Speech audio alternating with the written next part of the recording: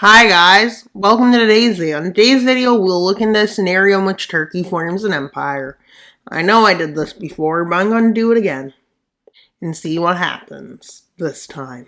And with Turkey doing its first obvious move, as you would expect, their first move is in this area because they already occupy huge parts of Syria, and Syria would give them access to more coast and more resources. So, in some areas, better access to resources, specifically in this area.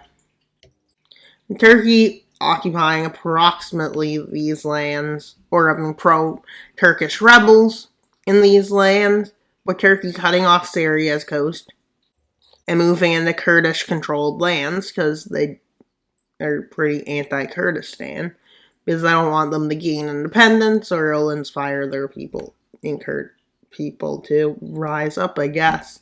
Who knows? But quickly Turkey takes the capital of Syria, Damascus, and quickly after that, Syria falls. Iran demands Turkey immediately withdraws, or that means war. Iran declares war along with its ally Kuwait. Not Kuwait. Lebanon is not Kuwait.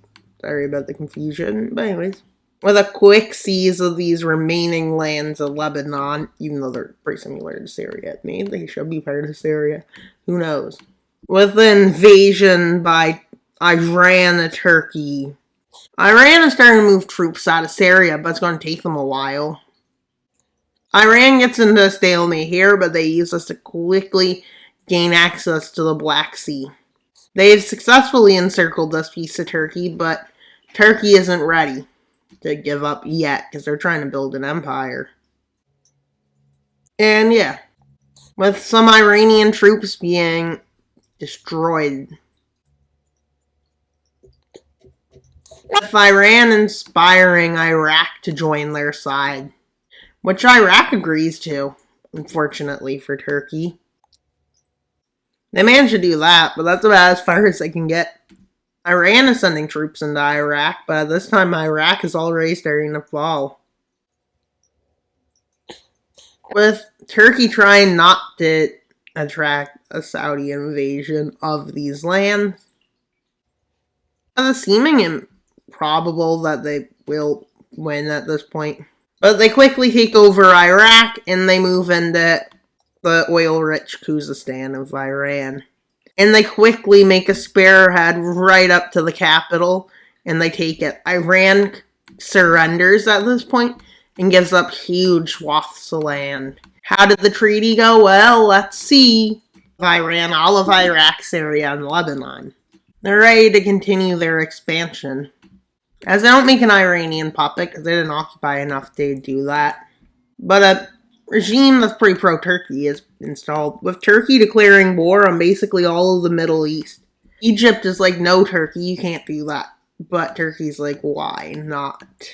Well, this being the Middle Eastern War, which went in Turkey's favor, but had a few obstacles, including a Saudi attack, which was the first issue, which caused Turkey to have to retreat a bit. They get organized.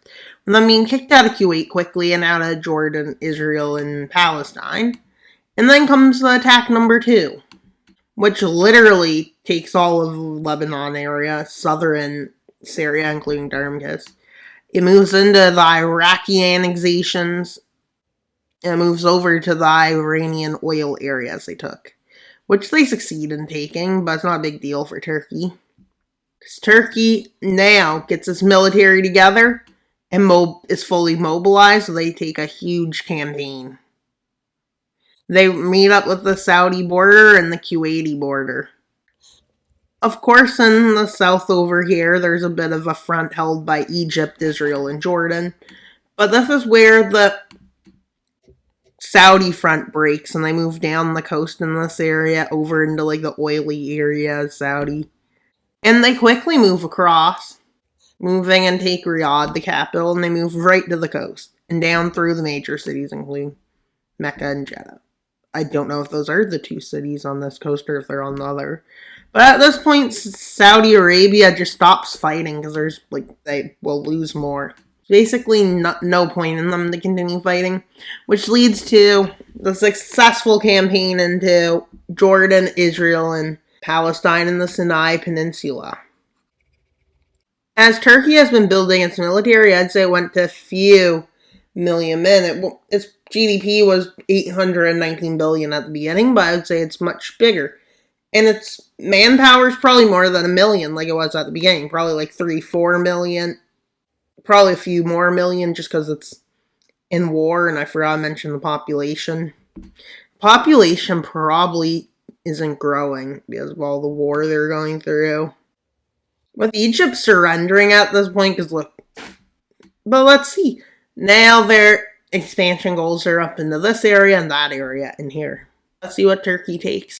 Middle East being a big deal, but they also make a Egyptian puppet.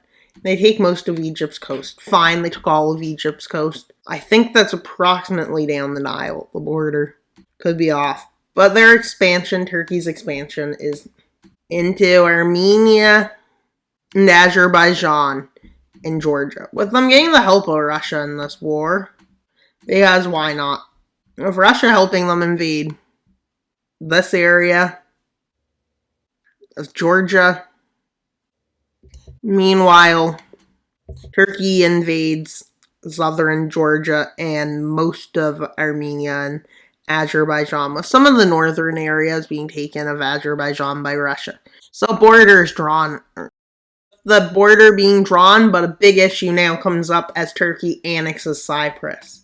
And this causes big tensions in the Balkans, which leads to the Third Balkan War against Turkey, trying to remove Turkey out of Europe. Who joins it? Well, Albania, Serbia, Northern Macedonia, Kosovo, Bulgaria, Romania, and Greece. Montenegro is forced to join, but the rest of the Balkans don't see a big deal with this, just because Turkey is not planning on invading them. With Turkey asking for help of Hungary. Because why not? Because Hungary is pretty hungry for land. So they're like, yeah, if we gotta eat some land. Now, I guess that works as a joke. But who's to say? With Turkey quickly moving into Thrace and moving up the coast into Romania's coast, Hungary makes an offensive in the northern Romania and Serbia. Turkey's navy takes out the Greek islands and starts moving into southern Greece. Greece's capital falls, and the two fronts meet. With them moving into Albania and Macedonia and Bulgaria. With one nation seeing no point in fighting in this point, and that becomes Montenegro, seeing that they're not going to win.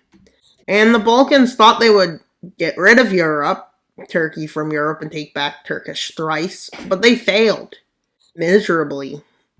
And instead of even making a tiny advance, they just fell back right away. Along with its puppet states, including Egypt, Romania, and Serbia. Which, they don't have strong puppets, but they have them in lands they didn't want to annex. With the Balkan front of Turkey being much smaller than the Middle East section, the Arabian section, and Middle East. You want to see the different areas of this? Like, the different regions of this, not necessarily the different, like, states, because there's more than what this will be. This is the Turkish section, which includes all of these islands and what we would consider Turkey and Anatolia. We got the Armenia and Georgia area over here. That should go a bit further south, I think. We got one here, which is like basically everything. That's basically an Israel-Palestine kind of union thing. Then there's the Middle East state, the Egyptian state, and the Balkan state. Now let's go back to the original color. As you can see, there's many states, as this place is pretty diverse. But that makes sense. There's probably way more areas it could be divided into, but that's like a quick overview. And that's all for today's video. Please like, subscribe, and comment. Wild Mapper out, but not until you subscribe. Bye, guys. We got 84 subscribers to go, 184 to our goal, so please subscribe. Also, thank you that we got to 1,800 subscribers. Bye, guys.